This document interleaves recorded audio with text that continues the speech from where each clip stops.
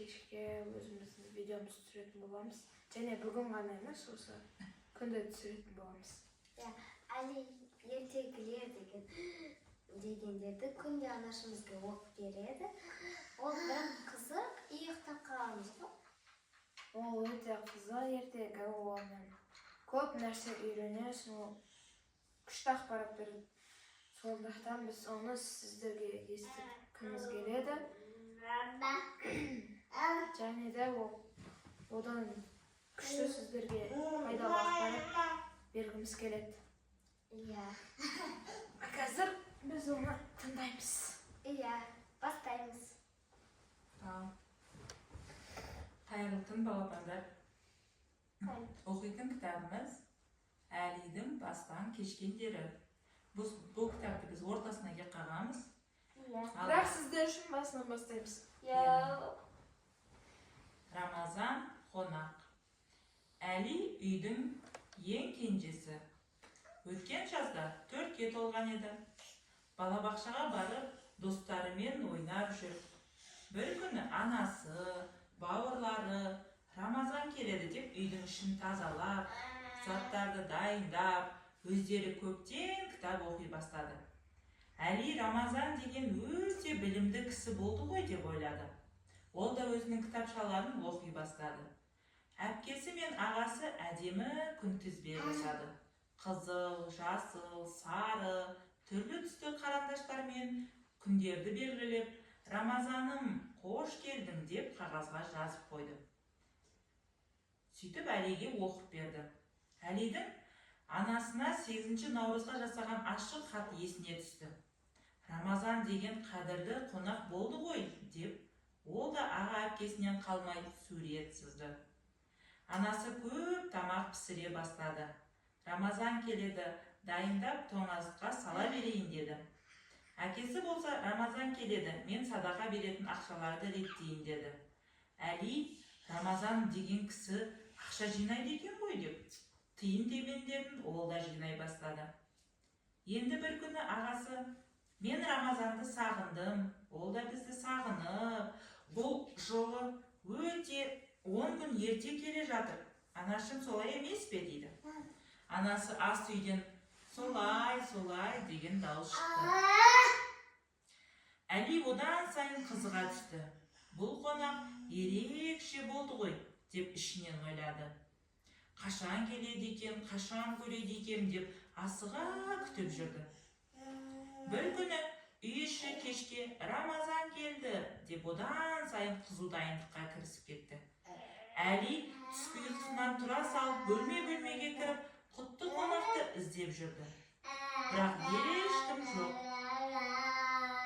Анашым, сіз Рамазан келеді демедіңіз бе? Деп таңдана сұрады. Анасы, иә ботам, Рамазан кешке келеді деді. Кеш түсті. Әли тағатсыздана күтіп жүр. Кешкі асқа отырды, әлі қонақ жоқ. Әкесі мен анасынан тағы сұрады. Рамазан келмейтін болды ма? Әкесі мен анасы, о не дегенің құлыным, Рамазан келеді деп жауап берді. Онда қайда, үйде жоқ қой, әлде кетіп қалды ма? Деп көңілі түсіп кетті. Анасы жымиып, ботам, Рамазан бір ай бойы көп күн бізбен болады деді. Әли дымға түсінбей, бөлмелерді қайта қарап шықты. Қайда, жоқ қой деді. Анасы мәселені енді ғана түсінді. Ботам, Рамазан деген адам емес, ол сондай қасиетті ай. Ол 12 айдың төресі.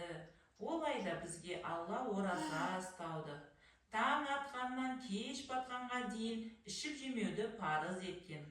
Алла тағала бұл айда бізге жақсылықты үйіп төгіп береді деді. Әлидің үйге қонақ келмейтініне көңілі түсіп қалды. Дегенімен анасы, Әли, бұл айда көп жақсылық жасасақ, үйімізге періштелер қонақ болады деп қуантып қойды. Ертеңінен бастап мен де ораза ұстаймын деді. Әлидің батыл шешіміне ата-анасы, бауырлары қуанып қалды. Әне, Бұл біздің бүгінгі бірінші тақырыбымыз Рамазан айы туралы. Енді екінші тақырыбымызды оқимыз. Ауыз ашар. Алғашқы ауыз ашар. Әлидің ораза ұстаған бірінші күні еді. Ол 2 сағаттан ораза ұстайтын болып шешті. Ал әкесі Раяна түс мезгілінен кешке дейін, ал ағасы Мұхаммед болса ата-анасымен бірге толық ұстайтын болды. Әкесі жұмыстан келді. Балалар мен анасы қуанып есіктен қарсы алған. Мұхаммед әкесінің киімін ілуге ұмтылды. Раяна әкесінің мойнына асылды. Әкесінің арқасына бір нәрсе тығып тұрғанын байқаған еді. Әли әкесінің құшағына жүгіріп келді. Анасы ізетпен әкелеріне сәл иіліп еді. Әкесі әдеттегідей маңдайынан сүйді де арқасынан тығып тұрған бір құшақ гүлін берді. Гүл үйдің сәнін одан сайын келтіре түскендей. Аналарының ауыз ашуға 10 минут қалды, тез етейік деген даусы әкелері мен балаларын дастарханға жинады. Кесеге су құйды, қол жайып дұға етті. Әли де қолын жайды. Анасы Әлидің құлағына сыбырлап, Алладан қалағаныңды сұра. Ол ораза ұстаған адамдардың ауызашар сәтінде сұраған дұғасын қабыл етемін деген деді. Әли көзін жұмып, өзінің қалап жүрген машинасын сұрады. Сосын балмұздақ, шоколадты балмұздақ сұрады.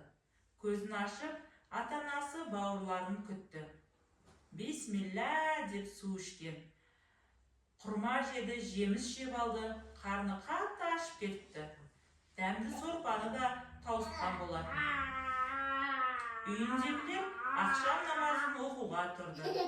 Аз-маз уақыттан кейін дастарханға қайта жиналды. Анасы шоколадты балмұздақ дайындап қойыпты. Әли қатты қуанды, секіре қуанды. Әкесі бөлмесінен қолына бір ерекше пакет алып шықты.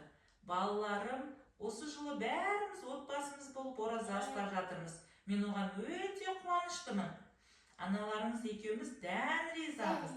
Өз ризалығымызды мынандай кішкене сыйлықтармен білдірейік деп Әлиге машина, Раянаға әдемі әппақ қобдиша, ал Мұхаммедханға кітап сыйлады. 3 бауырдың қуанышы қойнына сыймай кетті. Анасы мен әкесі кезек-кезек құшақтап рахметтерін жаудырды. Кішкентай Әли болса таң қалып бір сәт ойланып, мен қазір ғана бұларды дұғамды айтып едім ғой. Аллах тағала сен сондай құдіретті екенсің, тіптен сразу орындадың ғой деп ішінен ерекше алғысын айтты. Әне, балапандар енді ұйықтады. Қайырлы түн, достар.